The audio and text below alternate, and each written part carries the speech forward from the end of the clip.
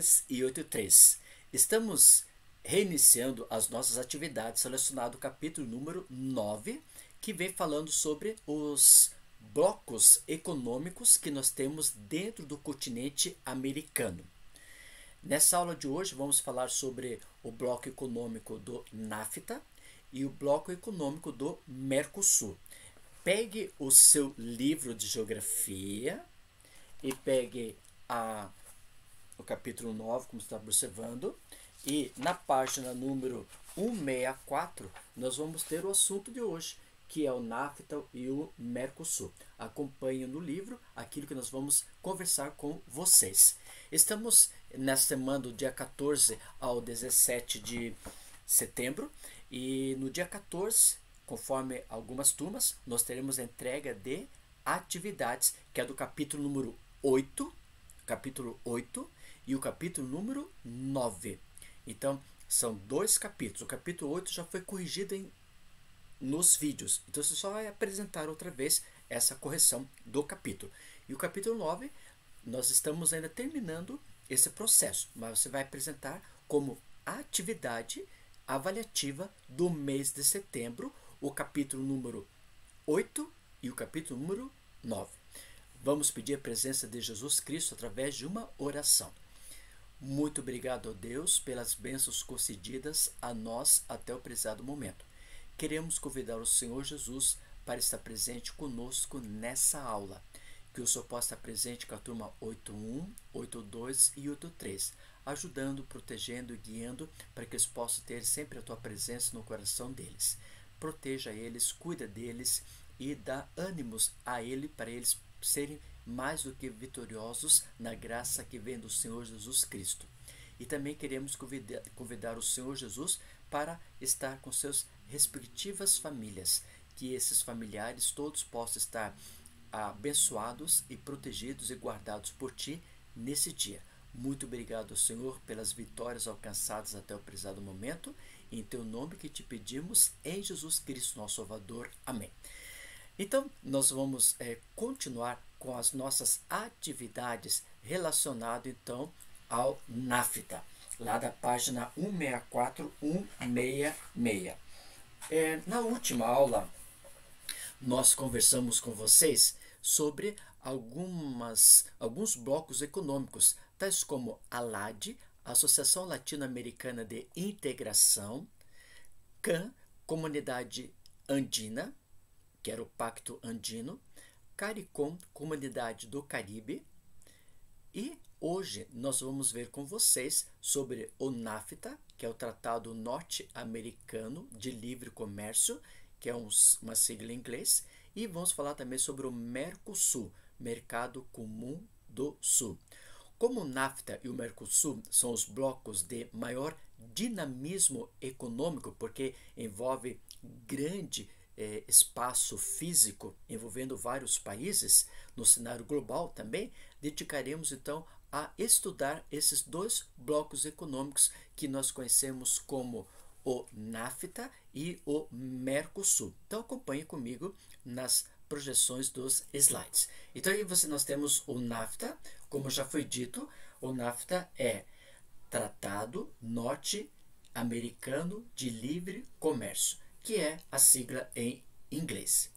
Aí eu separei para vocês, na página 164 e 166, algumas perguntas. E a primeira pergunta você pode colocar no seu livro, grifar, ou pode escrever no seu caderno, né? Qual é o significado do NAFTA? Então você pode grifar lá em cima, na página 164, que diz assim: o Tratado Norte-Americano de Livre Comércio. Então esse é o significado. Logicamente, falamos que esse significado é o significado em inglês, né? É uma sigla em inglês. E então se tem, repetindo o significado, Tratado Norte-Americano de Livre Comércio. Quais são os países que nós podemos colocar que fazem parte do NAFTA? Então, nós temos o seguinte: envolve o México e as duas principais economias do continente americano, como Estados Unidos e Canadá. Então, por exemplo, esse NAFTA, quando foi estabelecido, criado lá em 1988, os Estados Unidos e o Canadá iniciaram as negociações referentes ao chamado Acordo de Liberalização Econômica, cuja formalização ocorreu em 1991, e o México passou a integrá-lo em agosto do ano seguinte, que foi em 1992. Já o NAFTA só vigorou a partir de janeiro de 1994. Por meio desse convênio, determinou-se a eliminação gradativa de barreiras para a circulação de bens, serviços e capitais. Então, aqui você pode observar, conforme falamos, que nós temos então três países. Primeiramente, esse NAFTA, né, foi conhecido como o conjunto de acordo de liberação econômica formado pelo Canadá e os Estados Unidos em 1991. E aí depois, em agosto do ano seguinte, o México já começou a fazer parte dessa integração. E só a partir de 1994 que nós vamos ter essa nova estrutura, que vai ter então Canadá, Estados Unidos e México, formando então os países que nós conhecemos como o NAFTA, tá? Então, Canadá, Estados Unidos e o México são países que fazem parte desse contexto. Continuando, nos diz o seguinte: quais são os interesses, né? Os interesses dessa formação. Então, nós podemos colocar o seguinte: entre esses países, a eliminação gradativa de barreiras para a circulação de bens, serviços e capitais. E o NAFTA atende a diferentes interesses de seus países membros. Os Estados Unidos se beneficiam mantendo a competitividade com a Europa e o Japão. O Canadá, que já realizava parcerias comerciais com os Estados Unidos, aderiu de acordo ao acordo para não perder os privilégios conquistados anteriormente. E o México, com sérios problemas econômicos, busca melhorias em investimento na produção interna. Então, o que nós podemos colocar, por exemplo, como o interesse voltado, por exemplo, para o NAFTA? Então, como nós colocamos o interesse? Você pode colocar os interesses do NAFTA. Primeiro é eliminação gradativa de barreiras para a circulação de bens, ou seja, o que é produzido no Canadá vai para os Estados Unidos, do Canadá vai para o México, o que é produzido nos Estados Unidos vai para o México e para o Canadá, e o que é produzido no México vai para os Estados Unidos e para o Canadá, dentro da esfera dos países norte-americanos que fazem parte do NAFTA. E também serviços, né, de qualidade e quantidade para esses países. Você sabe que o Canadá e os Estados Unidos, eles querem mão de obra de qualidade. Já o México tem muita mão de obra de quantidade. Mas então, para fazer parte desse contexto desse NAFTA, então os Estados Unidos e o Canadá, eles selecionam mão de obra de qualidade para participar do espaço econômico do bloco NAFTA. E também nós vimos que os Estados Unidos, ele vai manter esse interesse econômico com os países do mundo europeu e do mundo japonês, né? Então, as estruturas econômicas vão se interligar o comércio entre os países europeus e o Japão. Já o Canadá, ela faz a parceria com o próprio Estados Unidos. E o México, como nós sabemos, ele tem muito problema. Um dos problemas do México é essa entrada ilegal dentro dos Estados Unidos. Por que ilegal? Porque muitas vezes essas pessoas que saem do México e vão para os Estados Unidos, elas vão à procura de melhores condições de vida, ter um melhor salário, ter um melhor emprego, né, ter melhores condições de saúde e etc. Mas como muitas vezes essa população mexicana vai para os Estados Unidos e provoca alguns problemas negativos lá nos Estados Unidos, então os Estados Unidos, para não ter esse problema constantemente dos mexicanos, fizeram o quê? Então convidaram o México a partir de 1994, quando oficializou todo o processo, né? Nós vimos a data de 1988, depois 1991 e 1994, que foi a data que fechou todo o esquema e o México então aderiu a essa posição. Ao aderir a essa posição, foi combinado que não teria essa entrada ilegal nos Estados Unidos, já que os mexicanos iriam ficar o quê? Trabalhando na indústria maquiladoras. O que são indústrias maquiladoras? São indústrias no qual temos grande quantidade de mão de obra mexicana, né? E essa mão de obra mexicana, eles vão trabalhar com o quê? Com produtos pesados. E aí, essas indústrias pesadas, elas são indústrias que vão transformar outras indústrias em bens de consumo.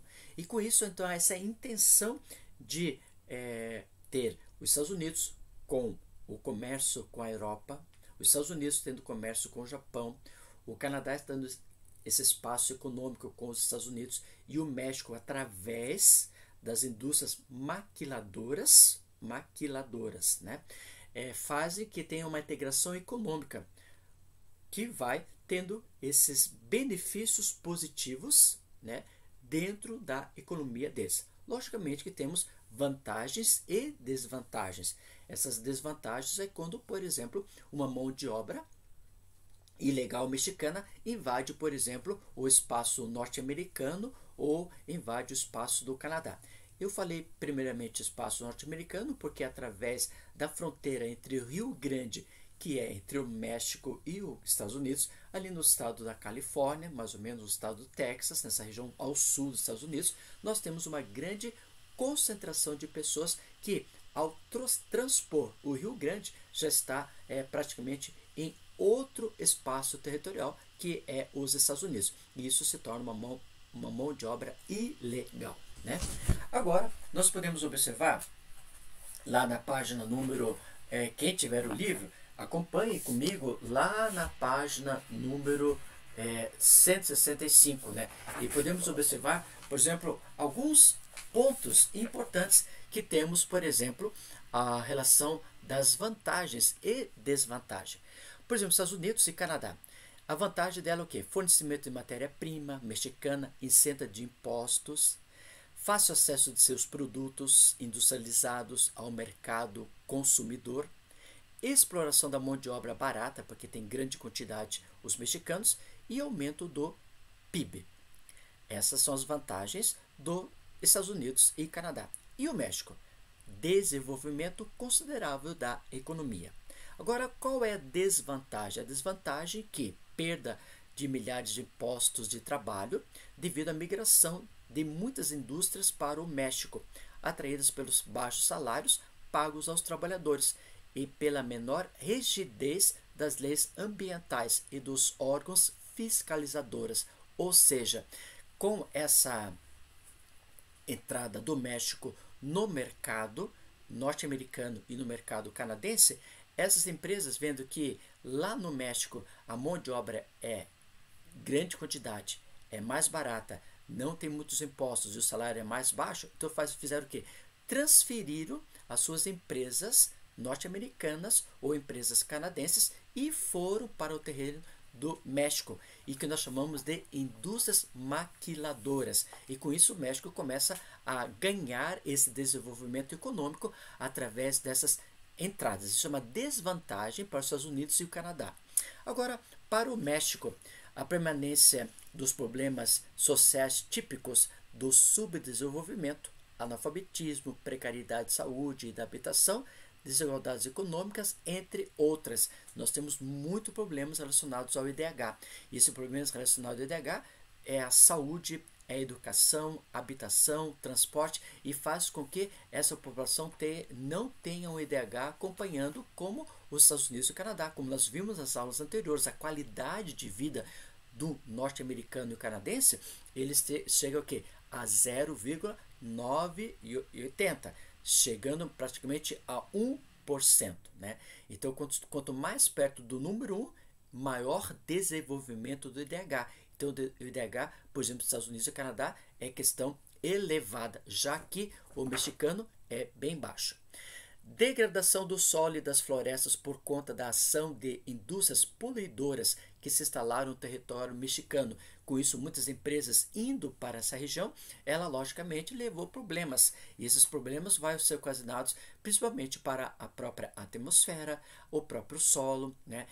Os próprios rios. Por exemplo, nos rios são elementos químicos lançados por essas indústrias que muitas vezes vão degradar os rios, poluindo as águas, e também o próprio solo com produtos agrotóxicos e assim por diante. E também as grandes indústrias essas de transformação, que elas vão provocar as condições atmosféricas problemas, ocasionando chuvas ácidas. Mas esse é uma desvantagens que foi para o México, mas essa desvantagem ela se torna uma vantagem por causa dos melhores salários que são pagos para essa população. Crescente dependência mexicana dos Estados Unidos, queda na produtividade e na capacidade de concorrência direcionam o comércio exterior do México quase totalmente para os Estados Unidos. Então, isso nós podemos observar as vantagens e as desvantagens que nós temos, por exemplo, relacionado ao NAFTA. Lá na página 166, você vai realizar essa atividade, que é o número 1 e o número 2, relacionado a essa questão do NAFTA. E essa página 166, que é o número 1 e 2, já é a atividade avaliativa do mês de setembro.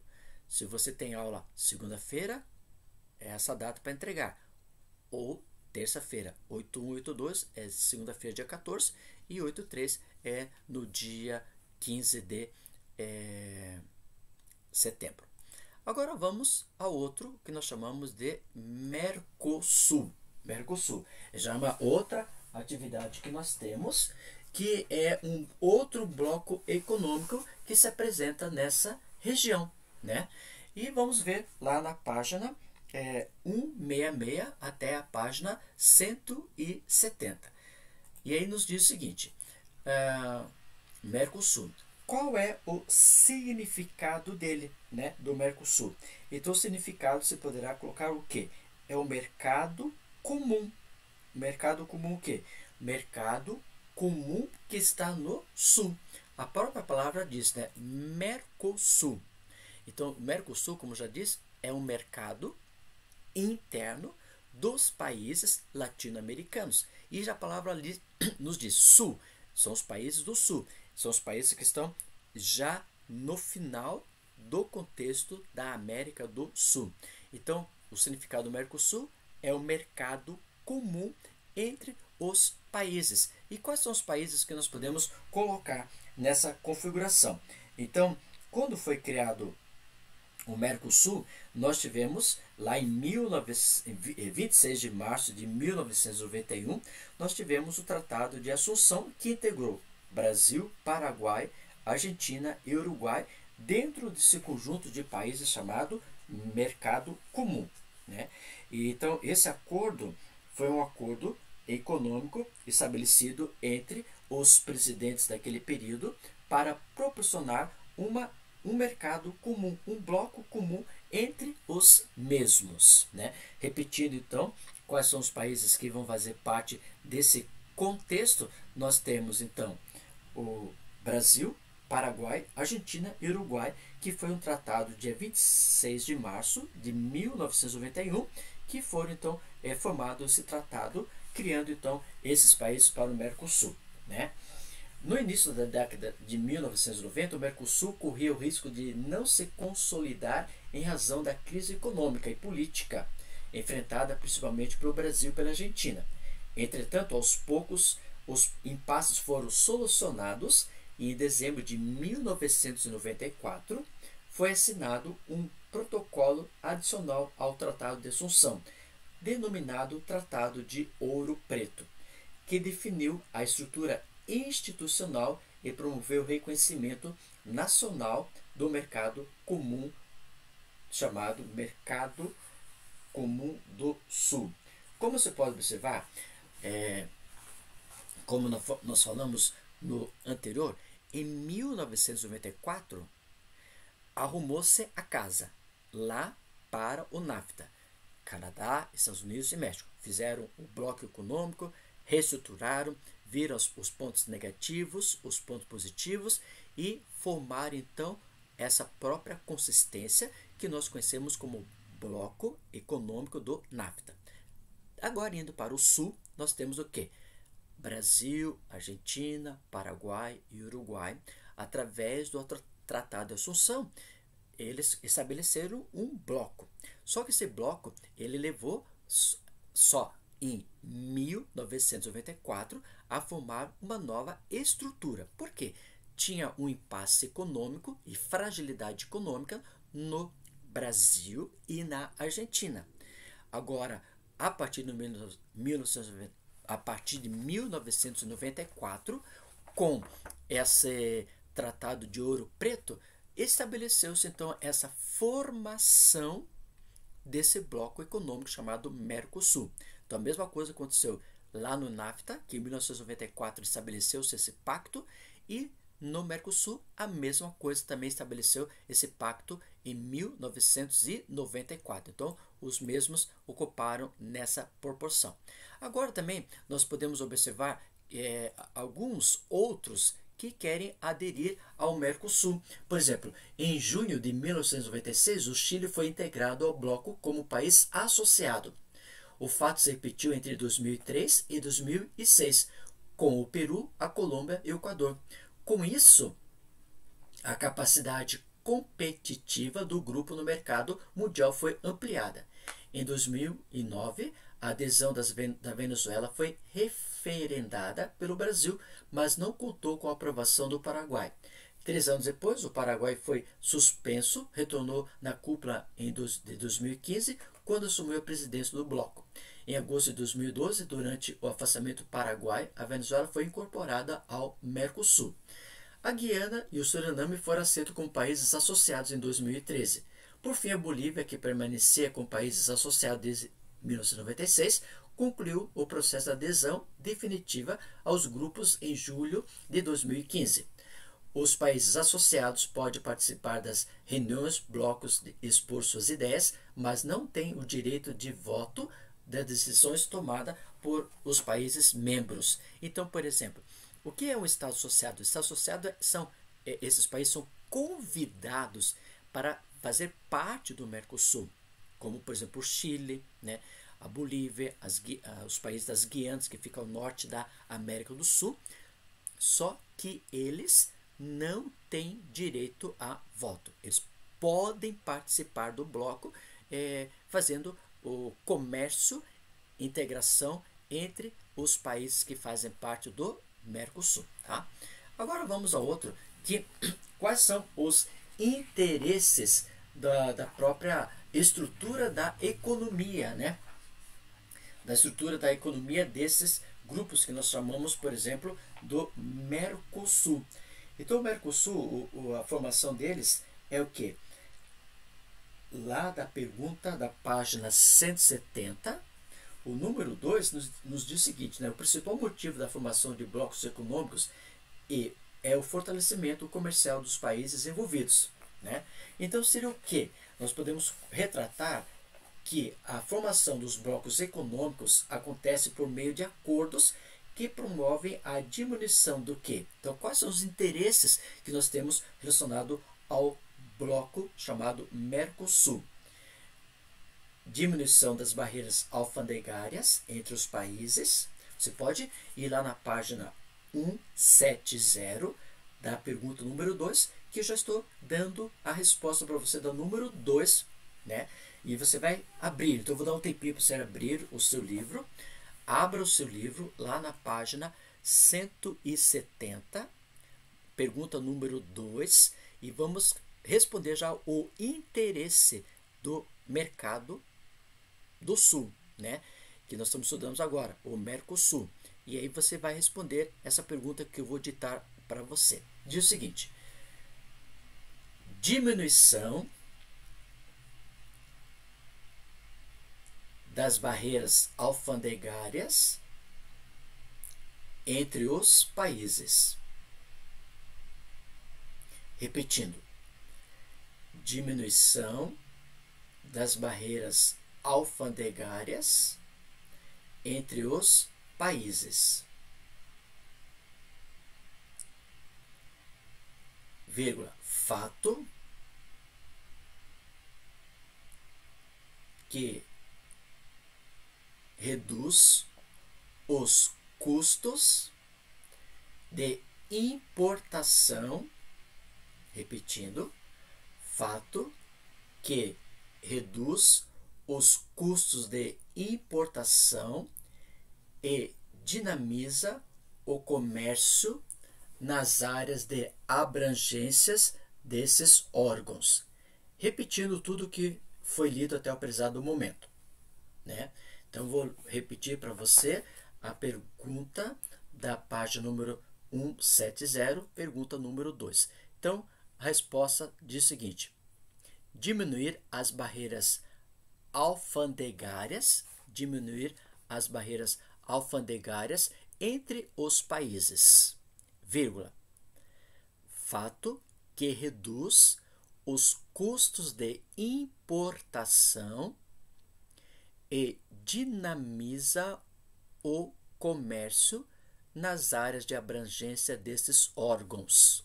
Repetindo, diminuição das barreiras alfandegárias entre os países, fato que reduz os custos de importação e dinamiza o comércio nas áreas de abrangência desses órgãos.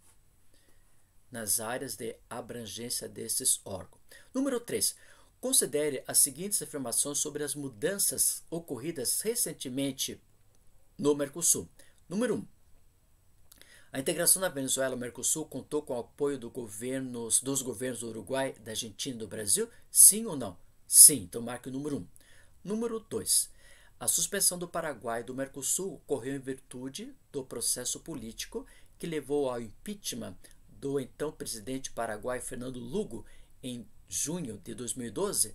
Verdadeiro ou falso? Verdadeiro. Então assinale a número 2. Então assinalamos a número 1 e a 2. Terceiro, o Brasil tem interesse na entrada do Chile como membro permanente do Mercosul, uma vez que a economia daquele país é centralizada no petróleo? Verdadeiro ou falso? Falso, porque não está centralizado no petróleo. Eles não têm petróleo em grande quantidade como o Brasil tem. Então, quais são as alternativas corretas? É a letra C, apenas número 1 e 2 que você vai realizar desse contexto, ok? Então, aí nós respondemos qual é o significado do Mercosul, que nós falamos que Mercosul é o mercado, né, comum entre os países, né, o mercado Mercosul, mercado comum entre os países do Sul. Quais são os países que nós citamos de início? O Brasil, Paraguai, Argentina e Uruguai. E agora você pode observar lá na página número 169, abrindo o livro outra vez a página 169, quais são os países membros. Então você tem Argentina, Uruguai, Paraguai, Bolívia, Brasil, Venezuela e a Guiana Francesa, que estão pintados de verde, que são os países membros. Repetindo, Argentina, Uruguai, Paraguai, Bolívia, Brasil, Guiana Francesa e Venezuela. Agora, quais são os países associados? São países convidados. Eles fazem parte do processo, mas não têm o direito a voto. Quais são eles? Chile, Peru, Equador, Colômbia, a Guiana e o Suriname, né? Que fazem parte desse contexto que nós temos da formação dos países que fazem parte associados. E a Guiana Francesa ali, você vê que está um pouco pintado de outra cor, e um pouco ele faz parte do contexto dos países membros dessa configuração, né? Que são países, como falei para vocês, que estão associados a essa própria atividade econômica do bloco Mercosul. Próximo assunto, nós vamos falar sobre a página 171 e 174, que vai ser a nossa live do Zoom, né? Falando sobre o turismo.